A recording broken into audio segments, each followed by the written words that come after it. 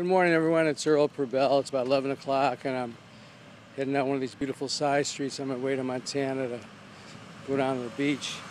And, something's been on my mind. It's really bothering me. I mentioned before in one of these videos that I used to be a political junkie, but now politics just merely angers me. And I got better things to do with my time, like starting our foundation. But it's just because of the way the social media is and all these avenues of communication that politics has just become a vicious joke, in my opinion.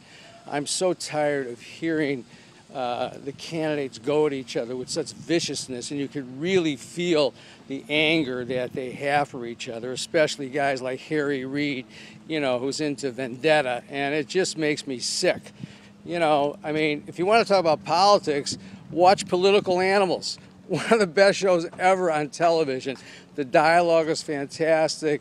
It's dramatic. It's got just superb acting led by Sigourney Weaver, and Ellen Burstyn has a great role as her mom. If you want to catch something special, watch Political Animals. It's just dynamite. It's a six-show series, limited series on USA Network. The finale is this next Sunday, but they're going to be repeating this stuff. So if you haven't got into it, you got in store for you 6 hours of just, spectacular television. It reminds me when I was young and we had all those live shows like Playhouse 90 and Studio One and, all those great shows that were live. And they were terrific. They had great people, great scripts, just fantastic acting. Even though this is a film show, the acting is just superb. So as far as politics are concerned, that's what I'm into, is Political Animals, and it's a show. This other stuff, again, just makes me nauseous. I'm so tired of hearing, these candidates go at each other with all of this negativism. It's just terrible for our country, and I believe that the bottom line is going to be about voter turnout. That's really what we're going to be talking about. We're going to talk about how many people get out and actually vote. Now, I'm going to vote, and I got to be honest with you, I'm not running to the polls. It's just that I'm an American citizen, and it's an honor to have that we have the freedom to vote in this country. So therefore, it becomes a duty, and we got to fulfill our duties. So I will vote.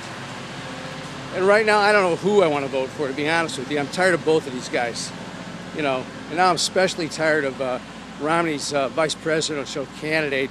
Seems to have an agenda of his own. It just really doesn't seem like a guy that's really hooked into Romney's position. Of course, we don't know what Romney's position really is, do we?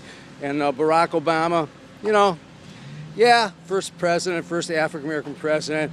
We got all the mileage out of that already, and it's back to politics, so politics as usual. And again, makes me sick. We got all the pundits and we got all these political commentators that, they need their jobs, so they got to talk about this stuff. But, I think if you even took a poll of those guys, they'd say, hey, you know what, politics is just nothing but a joke. Our Congress has been stymied for all these years, not be able to accomplish anything.